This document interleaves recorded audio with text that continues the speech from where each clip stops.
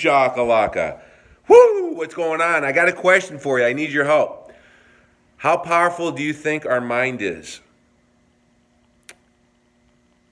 It's a technical fact that every cell in our body is going to die off and is gone and replaced by new cells 12, 13, 14 months into the future. Different body parts at different rates, but don't quote me on it, but around 15, 16 months, every cell is totally different. So we regenerate new cells. So we know the fast pace of today's society and the stress and the lack of sleep challenges our ability to regrow healthy cells. We know our immune systems get low, we get colds, diseases, and even cancer. So how powerful is our body at regenerating new, healthy, disease-free cells? I think it's very powerful. How much does the physiological stress of our life impact that, the quality of our sleep? And how much does the power of our mind? You see, the mind is powerful. As I see it, we only have two ways. Let me back up. Life comes at us fast and furious. It's crazy. Too fast nowadays. And we are in control of absolutely nothing. What do they say? Death and taxes? You're not in control of that, but those are the only two inevitables. So what are we in control of? If everything comes at us and we're in control of nothing, we're in control of how we react. The perception of what is coming at us and how we perceive that. Are we a self-reliant individual that we're in control of our lives? Is our attitude. It's our attitude is the only thing we're in control of in this life. And as I see it, I got to keep things simple in my mind. We only have two different types of attitude. A self-reliant, self-responsibility, and I got to learn from the lessons that God wants me to learn from, and I have to become a better, more empowered person because I change. It's me. It's me that's responsible for everything in my mind and how I react to everything that's coming at us. Self-reliant, self-responsibility is one, or the other one is victimized mindset. Poor me. Look what they did to me. Look what happened to me. I'm doing everything I can, but it's out of my control. It's the government. It's the President Trump. President Trump. Oh my God. It's my family. Look what I was born into. Look at the local government. Look at President Vladimir Putin from Russia.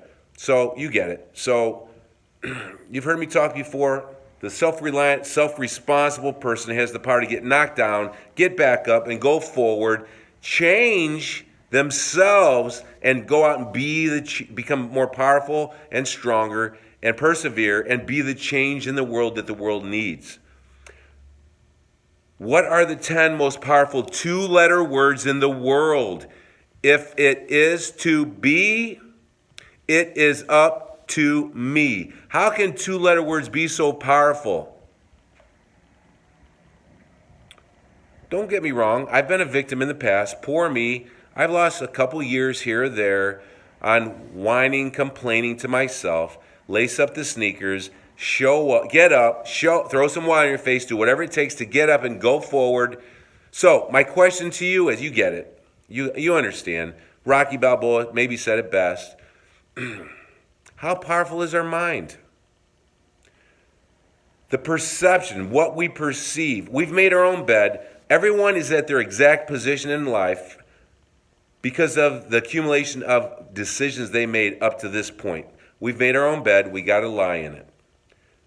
A lot of times we have lied to ourselves.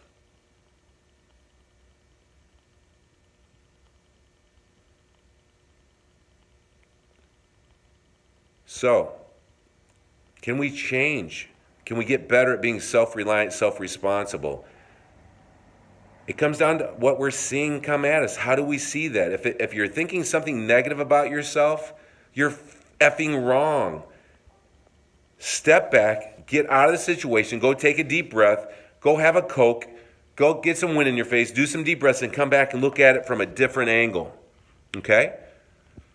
Ask a better question. That's the key. What is thinking? It's nothing more than asking and answering questions in our own head. Ask a better question. So if two different people, one scaredy cat, one meek person who plays the blame game and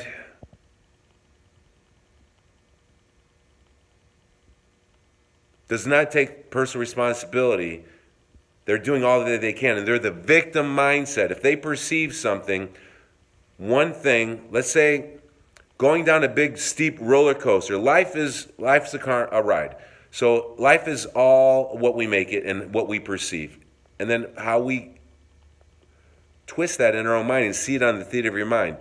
So if one person that has a super self-reliant, non-victimized, athletic, I made my own bed, I got to line it, responsibility type approach to things, and they go down the roller coaster of life, and they try to enjoy life, try to be a student of life, try to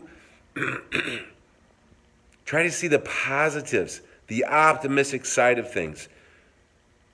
Does that perception, going down that steep roller coaster, does it release endorphins and positive things that bolster their immune system and bolsters their ability to be empowered?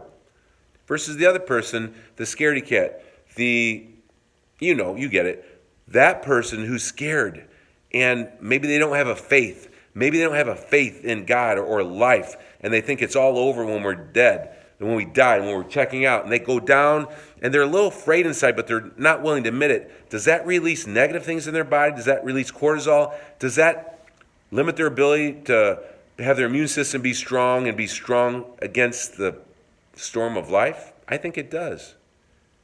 Food for thought. Please share this video and comment below.